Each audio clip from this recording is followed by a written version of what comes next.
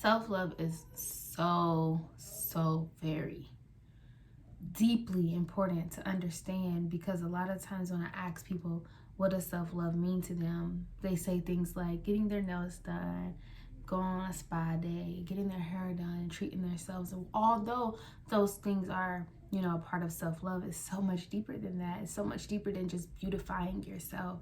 And I think that we have this image of self-love of just taking care of ourselves. And although that is a deep, important part of self-love, is just so much more to it. And so Make Me Organics added a self-love membership to create a community, a family of people who are like-minded, and we just all want the end goal, and that's to just ultimately love ourselves unconditionally. When I hear the word self-love now, I think of unconditional love and respect for myself, no matter the situation, no matter the relationship, no matter whatever it is, just have unconditional love and respect for myself. So if I'm in a situation or in a relationship that's not serving love and respect, I will act on it. I will make a change. I will do whatever I have to do to either release the situation or the relationship, or put boundaries in place to let you know, or let the situation know, if there's no love and respect, you can't operate in a space with me. And so I wasn't always like that. I lacked a lot of love for myself when it came to boundaries and friendships and relationships. And for myself, I was really insecure about my skin. And I did what I had to do by starting my self-love journey. I started my self-love journey and I said, Marissa, what don't you love about yourself? The only thing I could really think of was my skin. Okay. So if you don't love your skin, let's ask some questions that's going to deviate down to, do you not love your skin because of what others think, or do you not love your skin because this is something you genuinely want to change because it's going to make you better? It's going to benefit you personally. And so I had to ask myself that question, and it was something that I genuinely wanted to change. Now, I didn't want it to change it. I wanted to heal it. I wanted my skin to be healthy. It was not in a healthy state. So when it comes to my health, taking care of that and changing that and improving that is a part of self-love. So I learned why my skin was breaking out so badly. It was very hormonal, right? So I had to think about the foods that I was eating and consuming.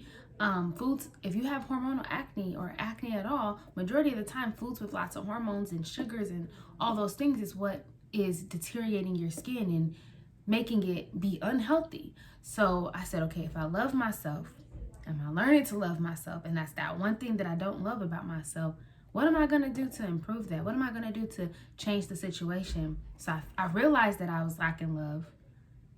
I figured out why it was happening, and I figured out what I could do to improve it and to change it. And it was simply eating healthier, making healthier product decisions. And that's when I started my own product company, using products that my skin love.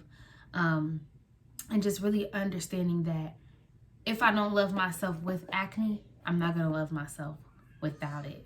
So I had to figure out what was deeper, right? I cared too much of what other people were thinking when they looked at me. Every time I went somewhere, I'm like, oh my God, they're probably looking at my pimple. 9 times out of 10, they're not. And 9 times out of 10, if they are, they're not thinking deeply about your pimple, right? But because I lacked that self-love, I was just so worried about what other people around me thought. And so when I realized that I lacked that love, I said, even if I fix my acne, I'm still going to lack love, because when you have self-love, with or without the flaws, you're going to love yourself.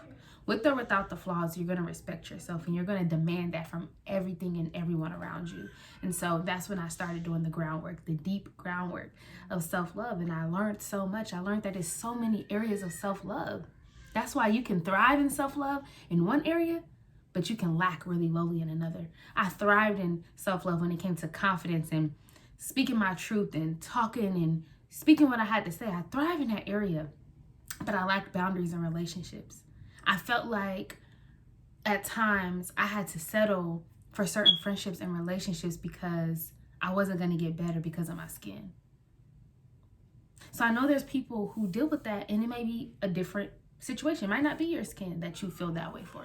Maybe you feel that way because whatever, right? So when I realized that, I said, self-love is major for me right now. I'm about to have a baby girl, and I gotta improve my self-love and know my worth, and know that with my flaws I am beautiful. With my flaws I am important. With my flaws I am everything that I say that I am. With my flaws I am everything that God says that I am. And nobody can change that, and nobody can take that away from me. And so when I started walking into that identity, I swear, like, friendships started becoming better. I started aligning myself with better people. My relationships got better. And it's just because when you lack love and respect for yourself, people around you will see it. And if they lack love and respect for their self, they will treat you as such. And so you have to really understand that although you might thrive in self-love in a certain area, you might in another area. And the moment you realize that you're lacking in whatever area, and you begin to take action towards starting your process on healing and loving yourself in all areas that self-love surrounds, things have changed for you. Like my life changed majorly just by learning the in-depth of self-love. And so I started, speaking about self-love a lot when I started my skincare line. And it's always been something that's been a part of me since identifying who I am, what I am, and what my purpose is. And I'm thriving in it ever since. I'm pushing myself every day to learn something new about self-love. I'm learning different things about foods that help with self-love. I'm learning that words that I speak to myself, or even think, if you think something, you said it. You need words in order to think. You need words in order to think. Like, really let that sink in. I heard that somewhere. You need words in order to think, but you can't think without words. So when you are thinking, words are playing in your head. And so when you think these bad things about yourself, or these not so nice things about yourself, they become your reality. They start in the mind, and then they become your reality if you don't know how to react, respond, and act on it in a positive way. And so once I learned that, I changed my thinking. The moment I got an insecure thought, the moment I got a thought that was less than me, I pray instantly. I write instantly. My journal, my self-love guide, automatic writing in it, writing about that thought. I just thought this, and this is how I feel about it. How am I going to react on it? How am I going to fix it? And one thing I learned is that when negative thoughts come into my mind, whether it's about myself or whatever, the moment I pray or write about it and I release it, it don't come back to my head. That's because a lot of times we let thoughts play in our mind and we never fix it. We never act on it. We just let it continue to play in our mind. But once I pray on it and let that thought know you serve no purpose or no space in my mind, you have to go. And I release it and I talk about it, whether it's to myself, to God, to my book, writing. Once I release it, it's like those thoughts never come back. And so as I learned that, learning how to control your mind is self-love. If you allow those evil thoughts to play in your mind, you will find yourself in a dark place when it comes to your mind. And the mind can be a very amazing, bright place, or it can be a very dark, dangerous place. And the mind is, the mind is something, and it starts with what you enter in your ear gate and eye gate. And that's what it all starts with. And once I just started learning these things and watching podcasts and reading and learning myself more and studying self-love and really getting in depth with it and in tune with myself, I'm like, wow, I'm unstoppable when it comes to my self-love. And once I learned that about me, I can tell the people around me learned that about me. People started treating me the way I treated myself. And a lot of times you hear, you teach people how to treat you.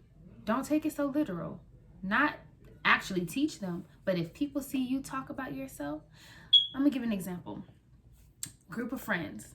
You sometimes have that girl who's like, oh, I don't like this on me. I look ugly in this. Saying those words to yourself. You might have that friend that uplifts you like, girl, no, you don't. You look good. But another person that around you that hear you saying that about yourself, that might low-key feel that way about themselves, they're gonna be like, yeah, that don't look good. So now you just taught that person that it's okay to say that to you. Right? So as I learned those things, I watch how I speak to myself, especially around other people. Because you teach people how they can talk to you, how they can treat you. That you really teach people with your own actions to yourself how they can talk and treat you.